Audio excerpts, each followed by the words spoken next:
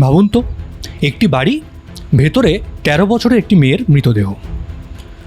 প্রথমে সবাই মনে করলো বাড়ির গৃহকর্মী তাকে খুন করে পালিয়ে গেছে, কিন্তু কয়েক ঘন্টা পর সেই গৃহকর্মীরও মৃতদেহ পাওয়া গেল বাড়ির ছাদ থেকে।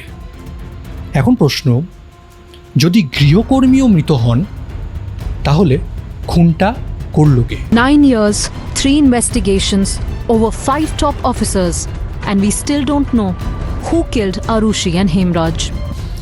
2008 সালে ভারতের অন্যতম আলোচিত এই মামলাটি আজও অসংখ্য প্রশ্নের উত্তরহীন রহস্য হিসাবে রয়ে গেছে। এটি হলো আরুষি তালোবার ডাবল মার্ডার কেস। 2008 সালের মে মাস, উত্তরপ্রদেশের নয়ডা জলবায়ু বিহারের একটি অ্যাপার্টমেন্ট। সেখানেই থাকতেন ডক্টর রাজেশ তালোবার, তার স্ত্রী ডক্টর নূপুর তালোবার এবং তাদেরই 13 বছরের একটি মেয়ে আরুষি তালোবার। রাজেশ নূপুর দুজনেই পেশায় ছিলেন একজন দন্ত চিকিৎসক। প্রতিবেশীদের মতে পরিবারটি ছিল অত্যন্ত শান্ত, শিক্ষিত এবং নম্র ভদ্র স্বভাবের। পরিবারের সঙ্গেই থাকতেন তাদের দীর্ঘদিনের গৃহকর্মী হেমরাজ বনজাডে, যিনি নেপালের বাসিন্দা ছিলেন আগে, বহু বছর ধরে এই পরিবারের সঙ্গে কাজ করছিলেন। মোটামুটি সব কিছুই ছিল স্বাভাবিক। তারপর 15ই মে 2008 সাল, দিনটি অন্য দিনের মতনই কিন্তু শুরু হয়। আরুষি সকালে স্কুলে যায়, বিকেলে বাড়ি ফিরে পড়াশোনা করে, বন্ধুদের সঙ্গে আড্ডা, ফোনে কথা, কম্পিউটার ব্যবহার, মোটামুটি সব কিছুই নর্মাল। আর তারপর রাতে পরিবারের সঙ্গে একসাথে খাওয়া দাওয়া, রাত বাড়ার সঙ্গে সঙ্গে সবাই নিজের ঘরে চলে যায় এবং তারপরে ঘুমিয়ে পড়ে। এদিকে রাজেশ ও নূপুর তাদের ঘরে বাড়ির দরজা বন্ধা সব কিছু বন্ধ করে দেয়। সব কিছু স্বাভাবিক মনে হচ্ছিল, কিন্তু সেই রাতেই কেউ একজন এই বাড়িতে দুজন মানুষকে একসাথে হত্যা করে দেয়। এবার কিভাবে হত্যা করলো, কখনই বা হত্যা করলো, কিভাবে বা খুনি বাড়ির মধ্যে ঢুকলো, আর কেই বা খুন করলো, এই প্রশ্নের উত্তরগুলো না আজও নিশ্চিতভাবে জানা যায়নি। 16ই মে সকালে নূপুর তালোবার মানে আরুষির মা স্কুলের জন্য স্বাভাবিকভাবে মেয়েকে ডাকতে যায়।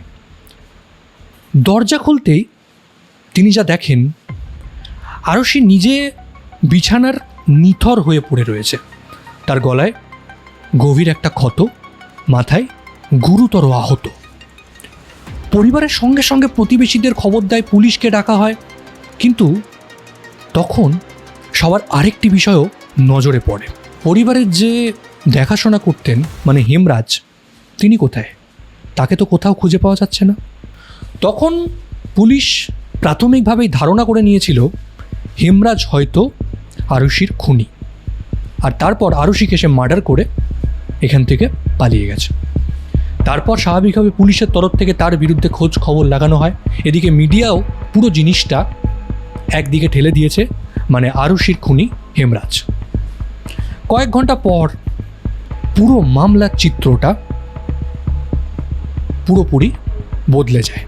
16ই মে 2008 সাল, পুলিশ তখনও ধরেই নিয়েছিল হেমরাজই এই হত্যাকাণ্ডের প্রধান সন্দেহভাজন। চারিদিকে তাকে খোঁজাখুঁজি হচ্ছিল, কিন্তু দুপুরের দিকে এমন একটি ঘটনা ঘটে যা পুরো তদন্তের মোড় ঘুরিয়ে দেয়। বাড়ির পুরোপুরি তল্লাশি চালানোর সাথে সাথে পুলিশ ছাদেও যায় এবং ছাদে গিয়ে ছাদের দরজাটা খুলতেই সবাই হতবাক। ছাদের এক কোণায় পড়েছিল হেমরাজ বনজাডের মৃতদেহ। তার গলায় সেমভাবে ধারালো অস্ত্র দিয়ে কেউ যেন কেটে দিয়েছিল। মাথারও গুরুতর আঘাত ছিল। অর্থাৎ যাকে এতক্ষণ সবাই খুনির মতো খোঁজাখুঁজি শুরু করেছিল, তিনি এখন নিজেও খুন হয়েছেন। এখন প্রশ্ন আরও জটিল হয়ে গেল। একই রাতে একই বাড়িতে দুজন মানুষ খুন হলেন, কিন্তু খুনি কোথায় গেল, আর কিভাবে সে খুন করে কোনো রকম প্রত্যক্ষদর্শী ছাড়াই ঘটনাস্থল ছেড়ে বেরিয়ে গেল, কারোর কাছে কিচ্ছু পরিষ্কার না। পুরো জিনিসটা আরও আধারে যেতে লাগলো। পুলিশ তদন্ত শুরু করলেও শুরু থেকেই তদন্ত নিয়ে নানান রকমের প্রশ্ন উঠছিল। অনেক প্রতিবেশী আত্মীয় ঘটনাস্থলে ঢুকে পড়েছিলেন।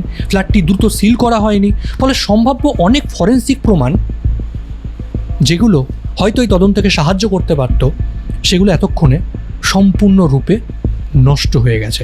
মানে মামলাটা আরও আরও আরও আরও জটিল হয়ে গেছে।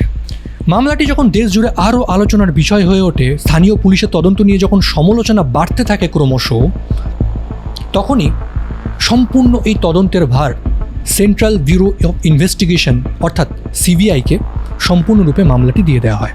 সিবিআই নতুন করে ফরেন্সিক রিপোর্ট, সাক্ষীদের বক্তব্য এবং অন্যান্য প্রমাণ বিশ্লেষণ করে। তদন্তের সময় একাধিক সম্ভাবনা খতিয়ে দেখা হয়, বিভিন্ন ব্যক্তিকে জিজ্ঞাসাবাদ থেকে শুরু করে যেগুলো করা পসিবল সব কিছু করা হয়। কিন্তু কোনো একক তথ্যকে এমনভাবে প্রমাণ করা যায়নি যা নিয়ে সবাই একমত হতে পারে। অর্থাৎ এই মামলাটি তদন্তকারী সংস্থাকে ভেতরের ভিন্ন ভিন্ন মূল্যায়ন তৈরি করতে বাধ্য করে, যা পরে মামলাটিকে আরও বিতর্কিত মামলা করে তোলে। আর ঠিক আরুষির বাবা মা মানে ডক্টর রাজেশ তলবার, ডক্টর নুপুর তলবারের বিরুদ্ধেও মামলা শুরু হয়। এই পর্যায়ে নিম্ন আদালত তাদেরও দোষী সাব্যস্ত করে। गाजियाबाद की विशेष सीबीआई अदालत ने आरुषि के मम्मी पापा यानी राजेश और नुपुर तलवार को ही हत्या का दोषी माना। তবে আজ ঘটনাটির বহু বছর পরও একটি প্রশ্নের উত্তর কিন্তু এখনও মেলেনি। সেই রাতে ঠিক কী হয়েছিল? কেন একটা বাচ্চা মেয়েকে এভাবে খুন হতে হলো? কেন একটা বাড়ির যে দেখাশোনা করতেন তাকেও হঠাৎ করে খুন করা হলো? মামলাটি এখনও অবধি আমাদের কাছে সম্পূর্ণরূপে রহস্য হয়ে রয়ে গেছে। নমস্কার, আমি সৌমেন। যদি এই ডকুমেন্টারি সত্যিই তোমাদের ভালো লেগে থাকে তাহলে চ্যানেলটাকে একটু সাবস্ক্রাইব করতে ভুলো না, আর অবশ্যই একটা লাইক করে দিও। Thank you.